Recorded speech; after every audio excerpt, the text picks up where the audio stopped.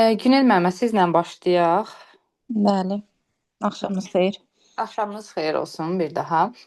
Təlimin təşkilinə verilən tələblər deyəndə nə nəzərdə tutulur? Ümumiyyətlə bu tələblər hansılardır? Eee, Tələblər bunlardan ibarətdir.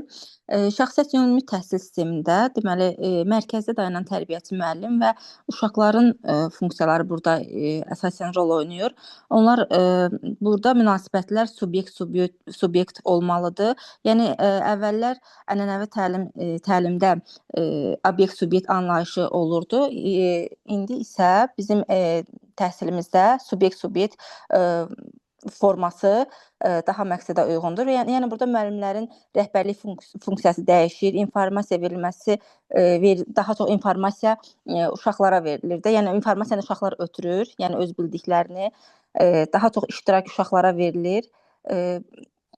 Və bu da uşaqların gələcəkdə inkişafına, deməli kurikulum sisteminə uyğun olaraq uşaqların daha da inkişafına səbəb olur. Yəni subyekt formasında təlimin təşkili.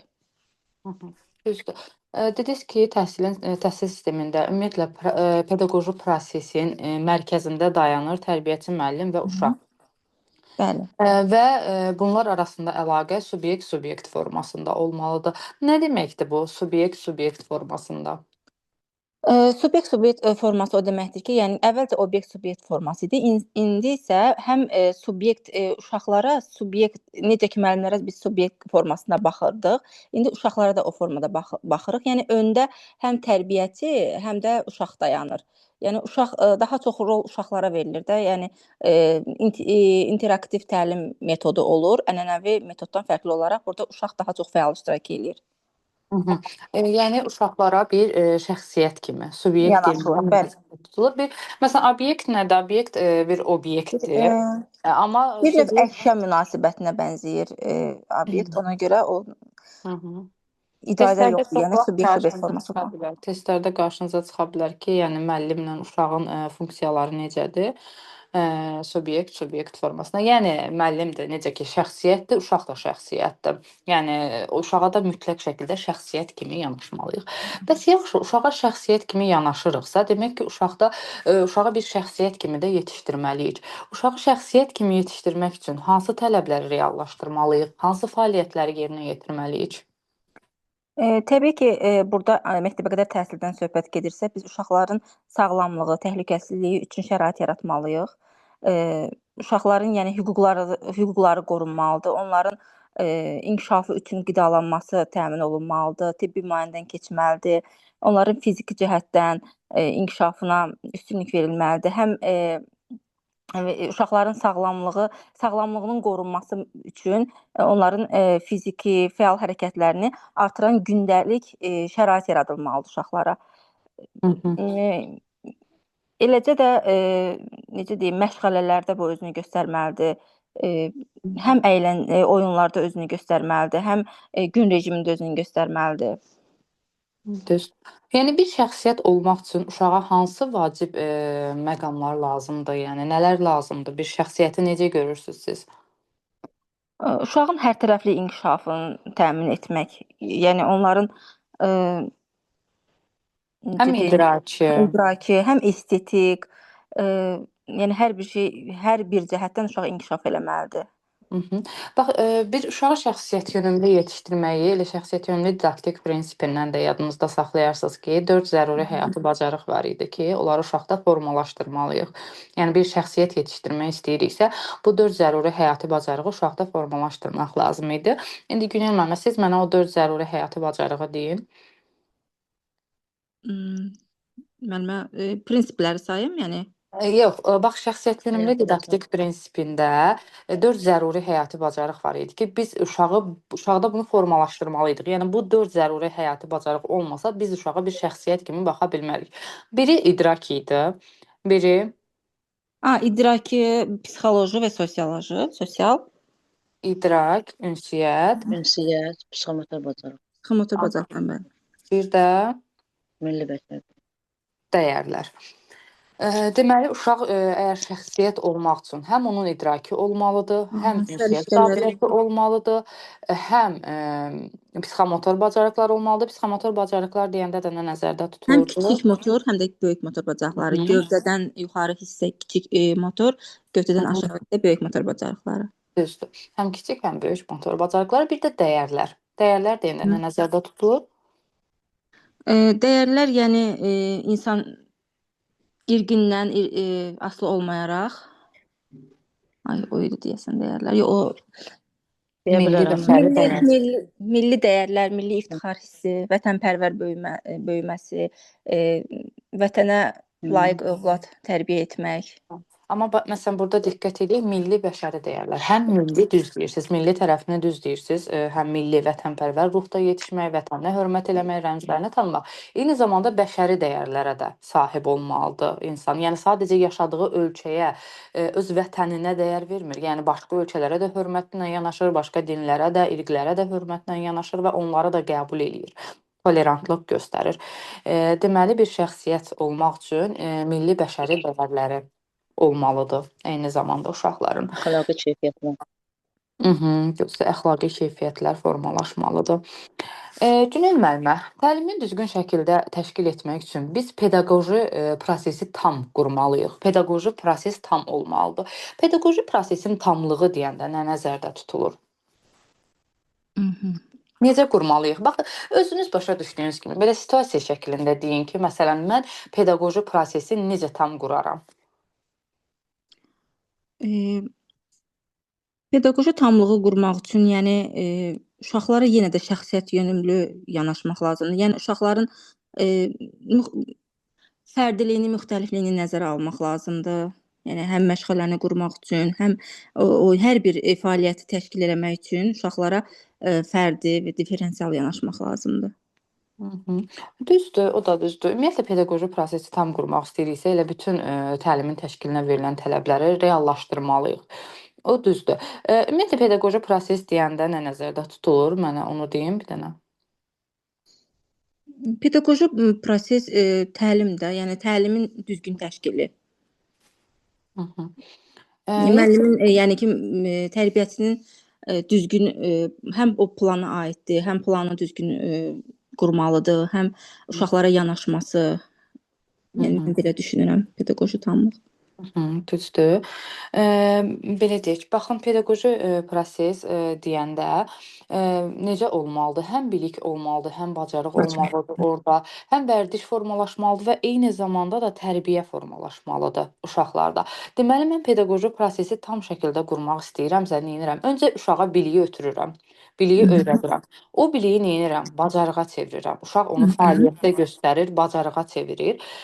Sonra isə bu vərdişə bacarıq çevrilir. uşaqda bu bacarıq artıq uşaqda get-gedə gündəlik olaraq elədiyi Vərdişə müddətdə vərdişə çevrilir və vərdişlə yanaşı, bu biliklə, fəaliyyətlə, vərdişlə yanaşı mən uşağa əxlaqi tərəfini də öyrətməliyəm.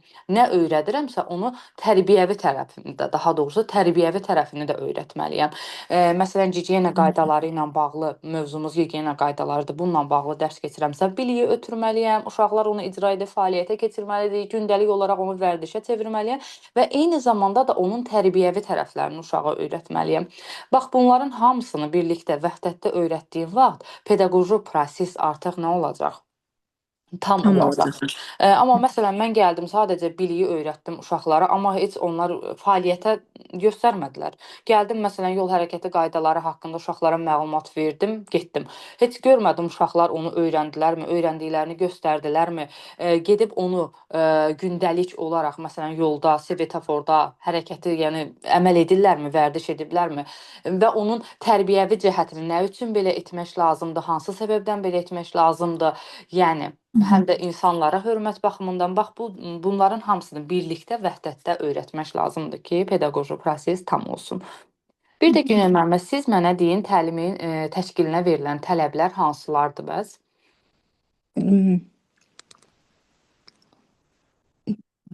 Prinsipləri sayın müəllimə. Aha, hə. Deməli, şəxsiyyət yönümlülük prinsipidir. 3-6 yaşlı uşaqları, deməli, uşaqlarla işləyən müəllim uşağın inkişafına, təliminə yönəlmiş tələblərə tam cavab verməlidir. Burada birinci prinsipimiz şəxsiyyət yönümlülükdür. Şəxsiyyət yönümlülük uşağa bütöv bir şəxsiyyət kimi yanaşmağı tələb edir. Differensiallaşdırmadır və fərdiləşdirmədir. Bu prinsip uşaqların fərdi xüsusiyyətlərini nəzərə alır, maraq və tələbatlarını deməli nəzərə alır. İdrak fəallığıdır. O isə koqnitiv xarakter daşıyır. Deməli burada idraki proseslərin fəallaşdırılması gücləndirilir.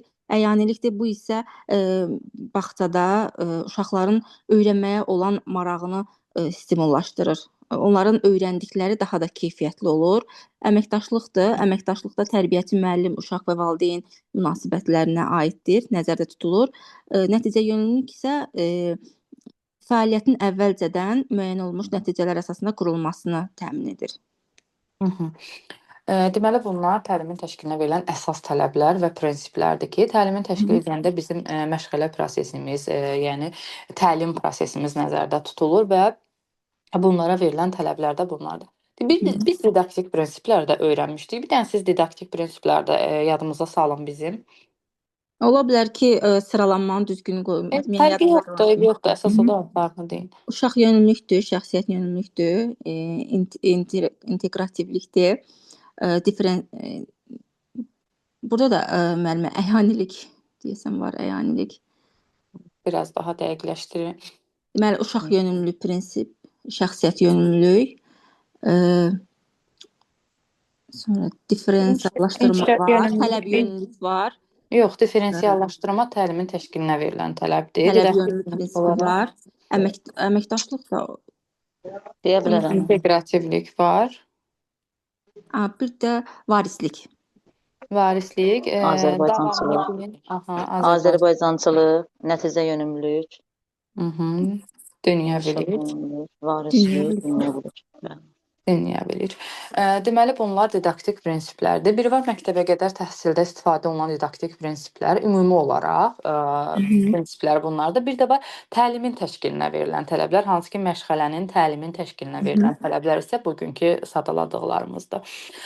Bəs təlimin təşkilinə verilən tələblərlə didaktik prinsiplər arasında eynilik təşkil edənlər hansıları idi? Bu mənim ən zəif nöqtəmdir, zəif yerimdir. Fərqləri bu ola bilər ki, təlimin hansı ki, deyirəm ki, hər ikisində var. Həm didaktik prinsiplər də var, həm təlimin təşkilində var. Eyni olanları deyirsiniz, nəticə yönümlülük. Elə bir də fərqləri deyirsiniz. Yox, sadəcə olaraq eynilik təşkil edənlər, hansılar eynidir. Yəni həm onda var, həm də nəticə yönümlülük. Həm də nəticə yönümlülük, düzdür. Şəxsiyyət yönümlülükdən bayaq da danışdıq. Əslində təkrar üstünə gəlmək istəmirəm ki, yəni şəxsiyyət yönümlülük prinsipi nədir? Uşağı bir şəxsiyyət kimi yetişdirməkdən söhbət gedir və necə şəxsiyyət kimi yetişdirməliyik? Bunun da dedik tələblərini ki, necə yanaşmaq lazımdır uşağa. Yəni biraz siz danışın differensiallaşdırma və fərdiləşmədən. Ümumiyyətlə differensiallaşdırma nədir? Mənası nədir bu sözün? Differensiallaşdırma və fərdiləşdirmə bu uşaqların fərdi xüsusiyyətlərinin, maraq və tələbatlarının, fiziki, əqli inkişaf səviyyələri, psixoloji, fizioloji xüsusiyyətlərini nəzərə almaq, sonra deməli hər bir təlimi təşkil edərkən onların xüsusiyyətlərinin, təlimin təşkili bu xüsusiyyətlər əsasında təşkil olunmalıdır. Yəni uşaqları hər tərəfli nəzərə almalıyıq. Differensiallaşdırma da müxtəliflik deməkdir. Yəni hər bir uşağın müxtəlif xüsusiyyətlərinə görə yanaşılır. Müəllimələr, səsi bağlı saxlayaq. Kimə sual verirəmsə, o açsın səsi, çünki qarışıqlıq olur. Deməli, differensiallaşdırma ümumiyyətlə elə differens sözündən götürülür və müxtəliflik deməkdir. Və burada da biz bilirik ki, uşaqlar müxtəlifdir, öyrənmə tərzləri müxtəlifdir və bütün bunları nəzərə almaq lazımdır differensiallaşdırma və fərdiləşmədə. Yəni hər bir uşağa fərdi yanaşmaq lazımdır. Müəllimə, sizin bir sualınız varmı dərslə bağlı qaranlıq qalan bir şey? Xeyr, müəllimə. Çox sağ olun. Sağ olun müəllimə, çox sağ olun. Sağ olun. Aytən müəllimə, sizlə davam edək. Salam müəllimə. Məktəbəqədər təhsilə, yəni təlimin təşkilinə verilən tələblərə görə tərbiyəçi müəllim funksiyası necədir? Tərbiyəçi müəllimin funksiyası necədir? Cəmiyyətlə başa düşmədim. Hansı funksiyada olur tərbiyəçi müəllim? Hansı funksiyada? Aha, siz nəyə yadınıza salın? Vygotsky nəzəriyyəsində tərbiyəçi müəllim hansı funksiyadaydı, hansı roldaydı? Beynim qarışdı 5 dəqiqənin içində bilmədim müəlliməm. Scaffoldingdə, yəni ki, Yəni. uşağa dayaq olmalıdır. İstiqamət verən, dəstəkləyən, Mərkəzdə dayanan. məsləhət verən, dəstəkləyən, istiqamət verən, hansı ki, ənənəvi təhsildə necə idi? Tərbiyəçi müəllim informasiya ötürən idi. Yəni informasiya verməklə demək olar ki, tərbiyəçi müəllim məhdudlaşırdı fəaliyyəti, funksiyası.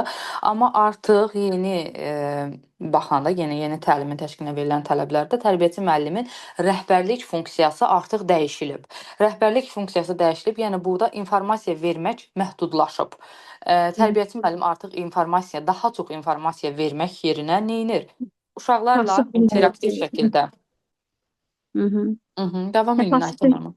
Passiv dinləyici, elə uşaqlar əvvəla passiv dinləyici rolunda oynayırdılar. Yəni daha çox dinləyici, müəllim məlumat verən şəxs tərəf adlanırdı. İndi isə artıq interaktiv təlim metodudur. Yəni hər ikisi də aktiv şəkildə öz fəaliyyətlərini icra edirlər. Yəni indiki təlim keçmiş təlimdən fərqli olaraq odur ki, yəni uşaqların burada aktiv fəaliyyəti daha öndə olur. Yəni daha çox praktikaya əsaslanır təlim. Düzdür və müəllim də burada hansı roldaydı? Yadından çıxdı. Düzdür, subyekt formasında olur.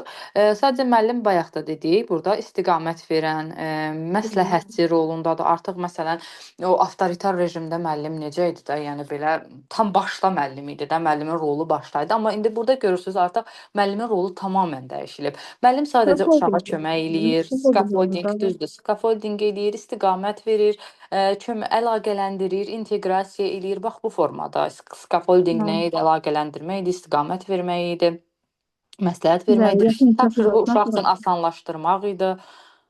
İndi hal-hazırda da müəllimin funksiyası budur. Aytən müəllimə, siz bizə danışın biraz əyanilik prinsipindən. Deməli, əyanilik prinsipi təlim zamanı müəllimin uşaqlara əyani vəsaitlərin göstərilməsidir. Əyani prinsipi uşaqların təsəvvürlərinin gecikdirilməsi üçün vacibdir.